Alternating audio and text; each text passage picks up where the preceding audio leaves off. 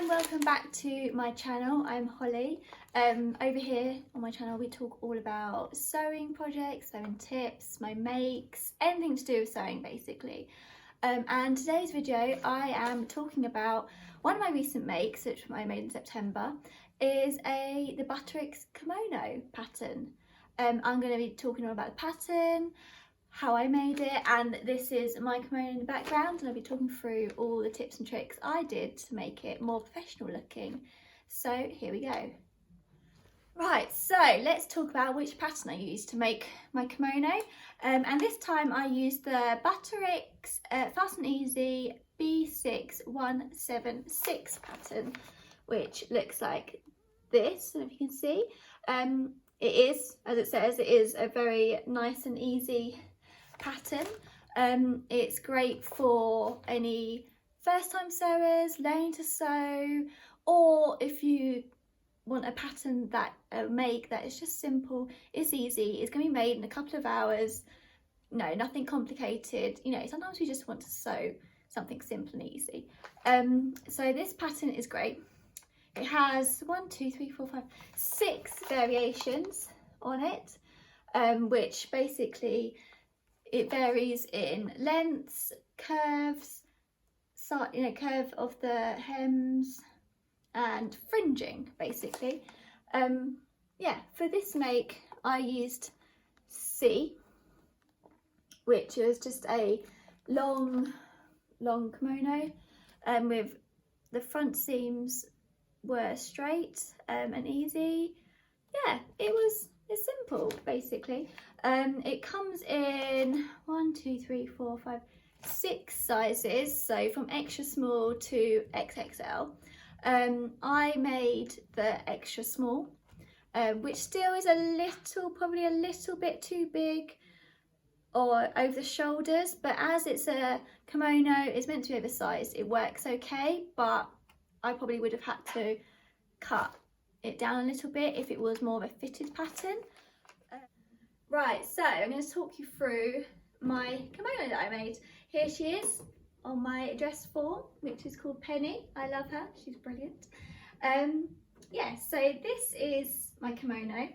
For this make, as I spoke in my previous video, I used a lace fabric with this beautiful scalloping along the edges. So that was like a main design feature of the lace that I wanted to use.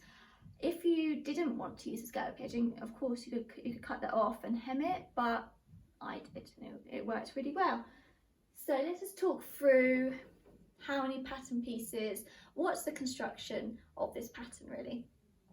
So at the front we have the 2 front pieces, so this piece and this piece, which is cut as a pair, so pretty simple, and the front attaches to the back by your top shoulder seam.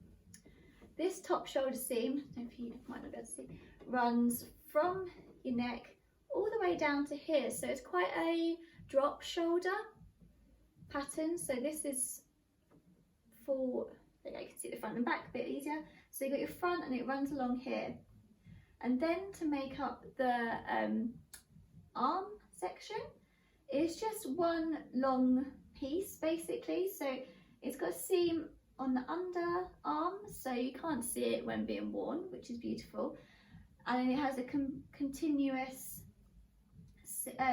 pattern piece all around here. So again, for this I used the scallop edging on the sleeve detail, which I think worked lovely. It luckily worked out on the length of the sleeve as well, because you can see the flowers detail just filters up to the netting, and especially on this section it just hits rather nicely there, which I'm not gonna lie, it wasn't planned, but it worked out really well when I cut it. So yeah, so that is the front, and then if we turn round to look at the back is one full pattern piece, which is cut on the fold, so that's pretty simple as well. So which makes you haven't got any seams down the back, which makes a really fluid movement and just looks better when being worn. So yes, so then we can turn to the side and we can see the side seam a little bit easier. This along here, which attaches your front section to your back section. So that's how the pattern's made up. How I finished my seams for this, because as you can see it's the sheer fabric, you can see through it, you're going to see all the seams. And to make them as beautiful as possible, I decided to do a French seam, you can see here, which completely encloses the raw edges really. It involves 2 lines of stitching. You stitch one line, you fold it back on itself, and you stitch another line. So it's pretty simple. It sometimes can be a bit off-putting because it sounds scary, but it isn't, and the results are so much better than just leaving it a raw edge, or even a, you know, like a serger or a machine edge stitch, anything like that. I don't think it would have worked as well. So I'm glad I chose to use the French seam. So I did that all on each shoulder seam, a French seam. I French seamed this seam that attaches the body to the sleeve, and I also French seamed down the side seam. The bit that was a little bit more tricky and took a little bit more planning of which seam to do when and how to attach the kimono together was just under this point under here, where it can, because you got 4 points running into a French seam, so it was a little bit tricky, but it worked fine. The most trickiest thing of this make was the hemming, which I know it's lace, it's net, it's gonna be a little bit more challenging. And my sheen, I've got a domestic machine at the minute, didn't handle it the best. Basically, an industrial machine would have done it better, but it worked out fine.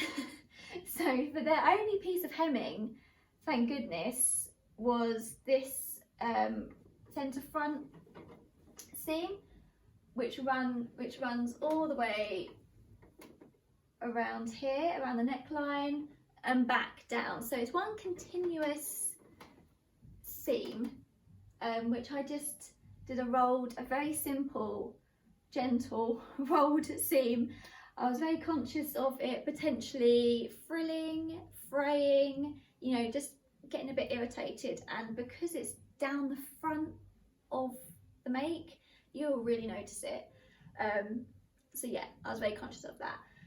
Because the back neck here is on a curve, which means it's cut on a bias, this could have easily frayed or frilled or rippled with just a simple rolled seam.